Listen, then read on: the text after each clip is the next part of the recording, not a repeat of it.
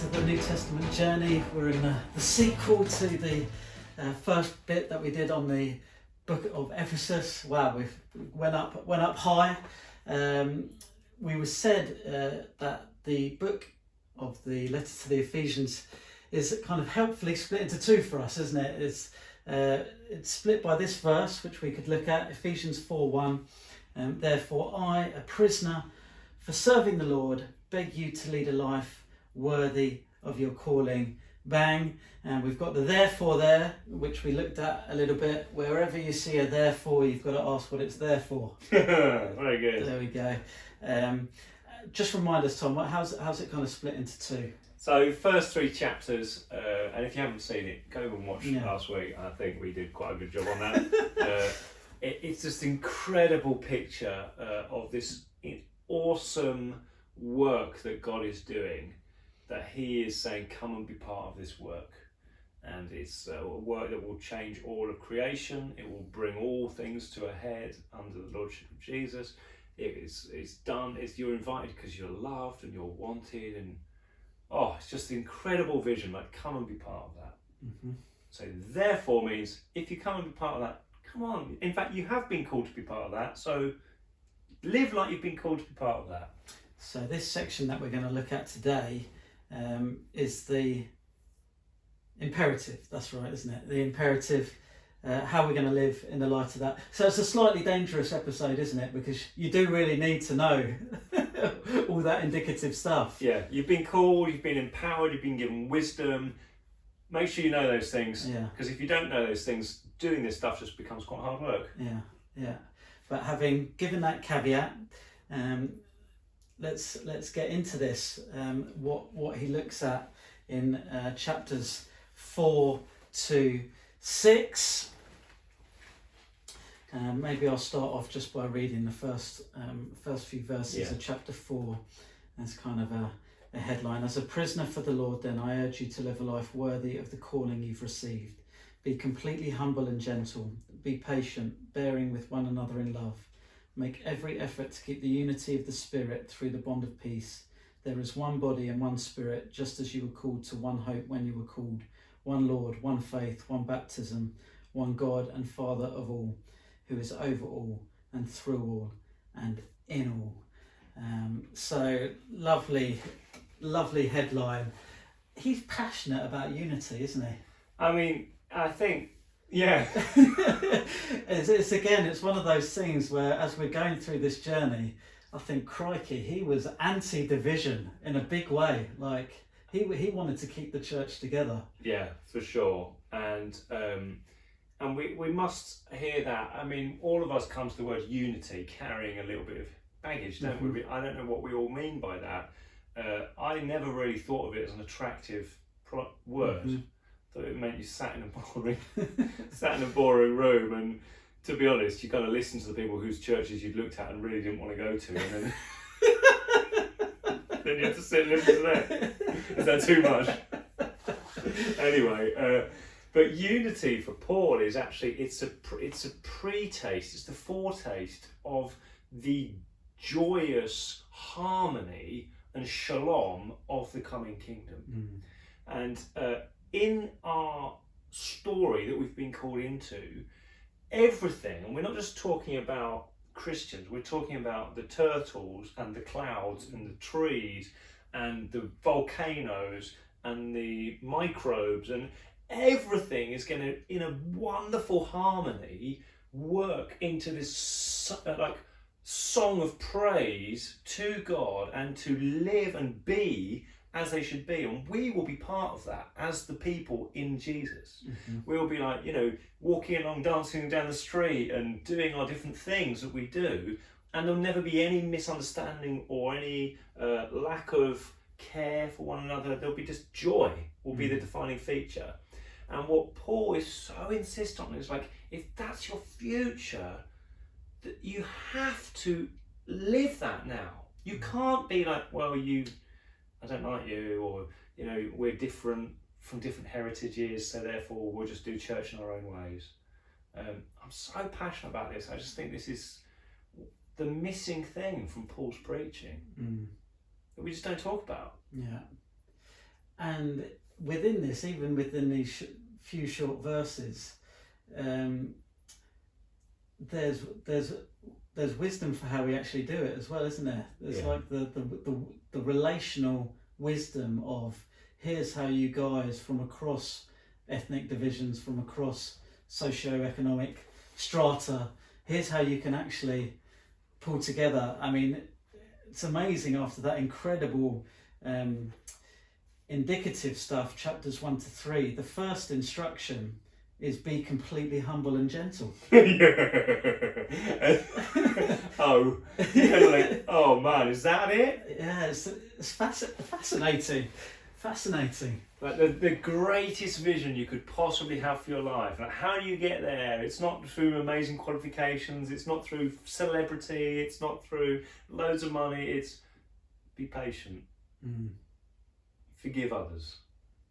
It's just astonishing, isn't it? Yeah. I don't know if you've got an answer to this. I'll throw a question at you. So we've been interacting with the letters of Paul in this last chunk of the New Testament journey. If I'm totally honest, at times I wouldn't, his manner of writing occasionally, I wouldn't look at him and say totally gentle and totally patient. But I'm just wrestling with that a little bit. Is that because I've misunderstood what humility and gentleness is? Is it because he's saying, hey, this is the default gear, humility and gentleness, but sometimes there's going to be things where you have to fight? Help me. Yeah. Well, I guess we again live in a culture where it's so ingrained within us that you can choose what you do with your life, and my role is to really help you do that. So if I'm gentle to you, my gentleness will be, I won't intrude in any way upon your sphere of sovereignty. That's your sphere. Now, what Paul sees as the calling on all humans is that beneath this sphere of sovereignty, there is a requirement for wisdom and revelation. Like, you currently think that the best version of Andy Brims is doing this, but I know the gospel has told me the best version of Andy Brims is for you to walk this way, be part of this community, doing these things in your days. So gentleness is in no way going to enable me to not try and make you do this, but it's going to mean the way that I do that is going to be kind. It's going to be not forcing you, but urging you. It's going to be an action that respects you as an individual. But I can never say yes to your desires for yourself that don't conform to where Jesus wants to take you. Yeah, super helpful as you're speaking, and it does kind of reference this later in the book, and I think we'll get there. There's a parenting aspect to it, isn't there? It's like, even if you are a super gentle parent, that's not ice cream for breakfast. That's not every desire of the child fulfilled. That's not doormat. It's loving leadership, and there's ways of doing it in a domineering way and a rough way, and there's ways of doing it in a gentle way, but it's not a complete just blowing sunshine at someone, is it? And you'll probably be able to think of instances in your life where you've prayed and asked God for something, or you've really expected God to do something for you and He hasn't. And there's a whole load of things going on in there. It's complex theological territory. And part of it might be that it was God's will and desire and that happened to you, but an enemy came in and stole. Or it might well be, and you should ask yourself, are my desires formed by God?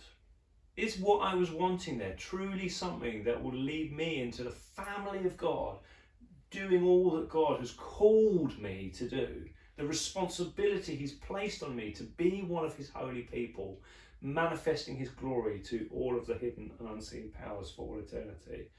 And the reality is that too often we can be annoyed with God or disappointed with God for not doing something that He never said He was going to do. And actually, he never wanted to do those things because what he wants to do is far richer and greater for us. Now, just remember that, because even when you hear that, there are other spaces which God mourns over because it's evil that's been done to us, and those prayers won't answer. And we're not talking about those spaces, but we are talking about the spaces, anything that doesn't draw you into community with the church, anything that doesn't cause you to become holy. Yeah. Those are the things that we can sometimes be frustrated that God doesn't give us the promotion or the nice answers to prayer or the money that we need. And it's like, but the whole point of this is to draw you into holiness and family of God. Yeah. And for 4, 5 and 6, they flesh that out a little bit for us, don't they? Yeah, so I mean, so let's just go through them really quickly, because I think what Paul actually does here is he kind of goes through the 10 Commandments. But he sort of, I mean, if you look at the things he covers, it feels like it's quite reminiscent of the 10 Commandments. So firstly, it's all about honouring God, worshipping God. And then he talks about, you're part of a community, you're part of the people of God. Now the 10 Commandments, of course, start with, I am the Lord your God, I called you out of Egypt. It's all about possession. You are my people, so you'll live this way. And what Paul's basically saying is, you are God's people, so you'll live this way. And then don't lie, be careful with your anger, don't steal, avoid adultery and sexual immorality, use discernment, and be filled with the Spirit. So for me, it feels like it's like a restating of the 10 Commandments. Is there any update? Is there any change? Well, I don't see him saying you have to take a day off every 7. Okay. So, and it doesn't feel like the honouring the father and mother is still so much about you honour your own father and mother, but now you honour the apostles and the prophets who form the church. So there's a reshaping into in Jesus's way. Yeah. Not come to abolish it, but to fulfill it. Yeah. Yeah. Any particular ones of those stand out for you?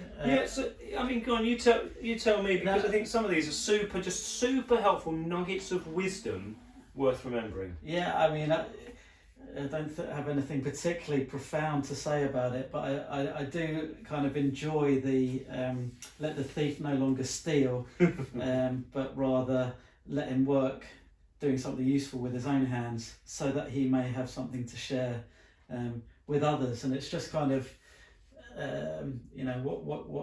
what's kingdom economics, what's new, what's economics looks like in the church. Well, before you were stealing, stop that. Now do something useful. Why? So that you provide for yourself. Well, yes, but more than that, so that you'll have something to share with those in need. And you just think, okay, that is one lovely picture of how transformation comes. There was a thief in Ephesus who previously was doing the work of the age that's passing away, the age of the other kingdom. He was stealing and robbing from other people. He came into the church in Ephesus, gives that way up, starts to work with his hands, not only so he can feed himself, but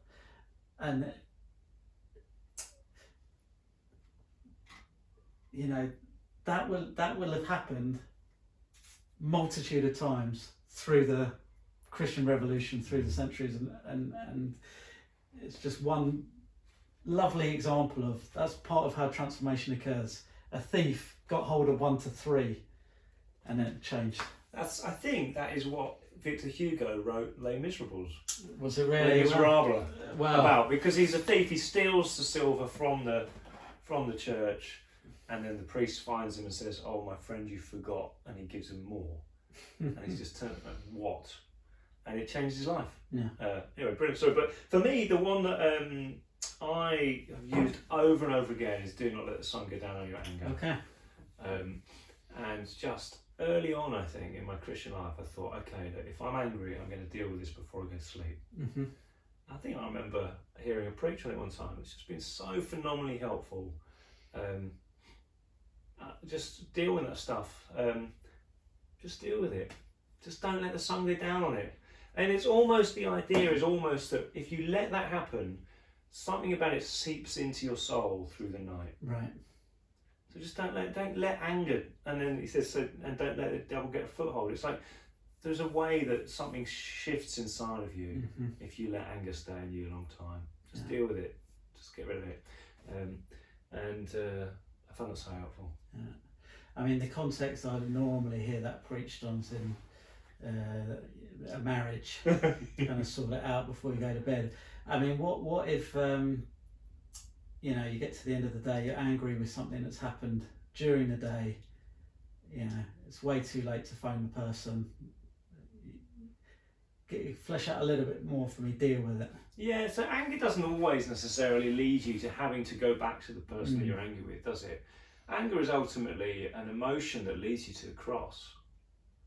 And you can not let the sun go down on your anger by actually saying, okay, let me just kneel before the Lord, sit before the Lord. So do you know what, Lord, I'm really angry with Andy. He didn't give me. Just Monday, Tuesday, Wednesday. When I made a joke, he didn't laugh, and then I heard him retelling my joke later, and everyone laughed.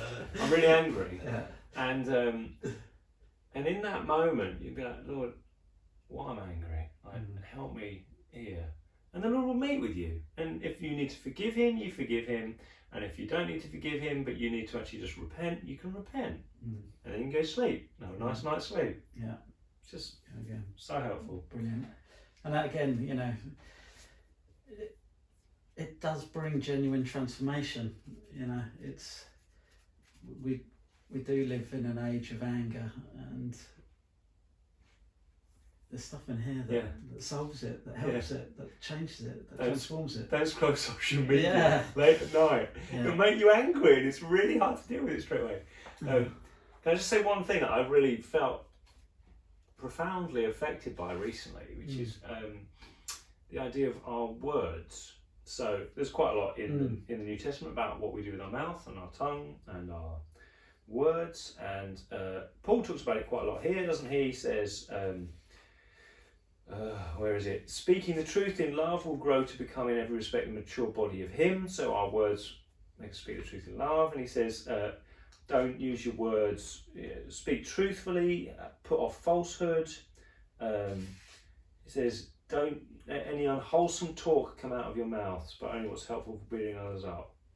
And I think, Jesus spoke about our words, and he says that when you say certain things, he says a really strong word. He says it defiles you.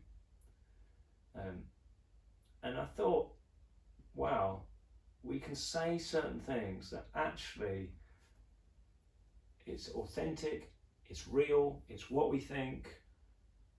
We think it's helpful to vent it, but actually, sometimes when we do that, it actually defiles us. Now, what my understanding of defiling is, it almost like it's put a rot into us. I've had to think really carefully about that, about those moments when I'm frustrated with somebody, I'm angry with somebody, I'm disappointed about something. Just asking the Lord, please help me have nothing unwholesome come out of my mouth. Out of the overflow of the heart, the mouth speaks. If this comes out of my mouth, it's almost like it confirms that this thing belongs in my heart. And I don't want that to belong in my heart. I want only Jesus to belong in my heart. Yeah. So I choose as much as possible, Lord, please help me not say these things that would tear others down, but only what would build them up. Yeah. It's a big area of change, isn't it? As you kind of walk the road to maturity, of being formed like Christ. It's a big area of change. And then the other one, it's a well, I'll see what you think. We got the 5:18. Don't get drunk on wine, which leads to debauchery. Instead, be filled, or go on being filled with the Spirit. There's an interesting link through the scriptures with wine and the Spirit, isn't there? It's like, to me, it speaks of the experiential. This is something we taste. This is something that affects us. Dare I say it, it's intoxicating to a degree, but we don't do it with wine. We do it with the Spirit. I mean, that's brilliant, isn't it? You could do such an interesting talk probably on how that plays out through the whole Old Testament narrative. Yeah. You know, and I guess, does this hark us back slightly to Noah? You know, this amazing moment. He's gone through baptism, through the flood. He comes out of the ark, rainbow in the sky, like, I'm never going to destroy the world again. I'm going to make a covenant with you. And Noah looks down, it's like the God is present before him saying, I'm going to walk with you, and I'm with you, buddy. Like, I'm going to make your life and your generations after you do well. And Noah's like, oh, look at all these vineyards, I'm just going to make loads of wine and I'm going to get drunk. And it's almost like the tragedy of humanity is played out in that image, where you've got here the Spirit of God saying, I want to go with you, buddy. I want to be with you. I want to be in you and working with you, and where you go I will go, and I'm going to cause your presence to be my presence. And then there's something that the Lord's made, which is a good thing and a wonderful thing, and we just turn from the creator to the created, and it's like, why? And we can turn back and say, actually, I'm not going to go the way of Noah. I'm going to go the way of the kingdom. Amazing. There's another little study for us there, isn't there? Yeah, maybe sometime in 20 years we can do all these little side projects. And then it goes through some different contexts, doesn't it? There's a little bit about the when they meet together, and then there's the household, and then the business. Did you want to pick up on any of these? Yeah, I mean, I think the only thing I'd want to say about that is that I've been thinking a lot about what a vision of a household is for us as Christians. And I fear that too often we've presented only one view of what it is to be a Christian household, which is really a nuclear family. And if you're not a nuclear family, then you need to sort of make your way towards being that. And increasingly, I think that even the way these subheadings are in at least the NIV suggests that. But actually, Paul seems to lump households. I mean, the business would be the household. For the poor, that wouldn't be the case, although they may have something going on, like a side hustle in their insular or flat, whatever it is. But for many, their house and their business would be one. Like the Proverbs 31 wife of great honour is a businesswoman running a business out of her own home. And actually, it's fascinating to me that Proverbs 31, the woman there, is the one who's earning all the money, who's making all the new opportunities. There's not a single word about her physical beauty or her sexual prowess. And then you fast forward to what we in the church have so often now made sort of the thing of evangelical Christianity household, which is a stay-at-home mum who's beautiful, and everyone thinks, wow, isn't she amazing? And she, you know, even in some terms, it's almost, you know, she provides sexual pleasure to her husband, and he goes out to work. But a household in the Christian understanding is the church. And a microcosm of that household might be a nuclear family, but it might be a group of people who live together in a home, and the people who serve the others do it respectfully, and they all submit to one another out of reverence for Christ. And if there's kids present, then the parents or the adults seek to try and raise them and not exasperate them. And everybody sort of seeks to manifest the shalom or the harmony of the coming kingdom. And what you see in the church between the Gentiles and the Jews coming together, you should also see in a household of these adults coming together, and they may be married or they may not be married, but they come together as one people submitted to one another. Does that make sense? Yeah, absolutely. I think it's just really important for us to reclaim the vision of household, not just being nuclear family. But if it is a nuclear family, husbands, love your wives.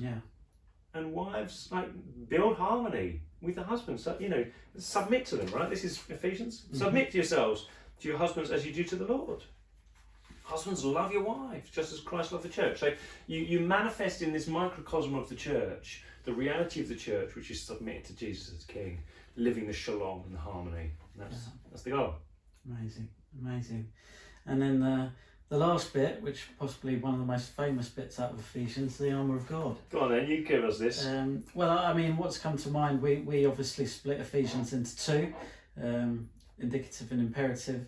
There's the famous one from Watchman Nee of sit, walk, stand. And we are seated in the heavenly places, chapter 1, for walk. Where's the walk one? I mean, I suppose it's live a life worthy of the calling you've received in Christ's train, as it were. And then the last bit, finally, be strong in the Lord. Put on the full armour of God so that you can take your stand against the devil's schemes. And there's a bit here where he kind of fleshes out a bit more of, I suppose if we saw in the first part this kind of massive cosmic vision of what's happened, we're now into the kind of nitty gritty embattled. Here's how that plays out right down here on the ground, isn't it? So you need to make sure that you're well equipped. And Andy, are we needing to pray, oh, my helmet of salvation's fallen off, or I need to pray, I forgot to put that on this morning? Mm-hmm. Or is it something else? What's he asking us to do when he tells us to pray these prayers? Sounds a loaded question. What do you think? I mean, how do you use it? I'm not sure. We want to be, I think all of us want to be able to stand. Yeah. It's interesting because we'll see it in some of the other letters. They like the clothing metaphors in the New Testament, and I've been thinking about that a bit recently. I'm not hugely into clothes, as you probably worked out, but it's kind of like how you dress. It's probably because I wear basically the same thing every day. It's no difference in context. Whereas a lot of the time, actually, if you're in a job with a uniform, or that requires a code of dress, or you're a student still at school, it's like you're almost kind of going into a different way of being, aren't you, as you put the clothing on and step into that. And it's like, I'm still me, but I'm going to operate in this scenario in a different way. And wearing that uniform, putting that thing on, that is mentally preparing me, that is signalling to everybody else that that's what I'm going to do, that is stepping into it, that is saying that this is what this time is about, that's what this day is about. So, I do have friends who do I don't know if they do it every day, but okay, thank you, Lord, for my helmet of salvation. Thank you for I think there's a lot worse things you could do. For sure. It's like, that is helping me to step into it. I know I'm going into a battle, but I know that the Lord is with me, and I'm going to have to cooperate with what the Lord's doing. I'm going to have to push back. I'm going to have to not get knocked off course by what's coming for me. So it is a helpful thing, because it gets you in the right frame of mind, and actually, more than that, it probably actively prays things into your life which will help you. Yeah, absolutely. And we talked about the Ephesians 1 and Ephesians 3 prayers, kind of as a complement to the indicative and the imperative. Great verse 18, pray in the Spirit on all occasions with all kinds of prayers and requests. With this in mind, be alert and always keep on praying for all the Lord's people. Keep going. Pray also for me that whenever I speak, words may be given me, so that I will fearlessly make known the mystery of the gospel, for which I'm an ambassador in chains. Pray that I may declare it fearlessly as I should. And I like this because of the combination of kind of, I don't want to be too loose with a paraphrase, but it's almost like pray whatever. Like all kinds of prayers, whatever. And to me, that gives me so much kind of, do you know what? If somebody's praying to Jesus, great. I don't need to be able to tick every bit of their theology or every bit of how they're doing it. Like, that's what they're putting before the Lord, great. All kinds of prayers on all kinds of occasions, just put it out there. But also, there's some specific things that I can pray, pray that I may make the mystery, may make it known, pray that I may declare it fearlessly as I should, pray for the church, pray for those walking forward, pray in the Spirit. It's just helpful. So good. So there you go. Hopefully you feel inspired to live for Jesus, to follow his ways, and to pray, to act, to collaborate in this incredible calling that we've got, the fruit of which will go on for all eternity.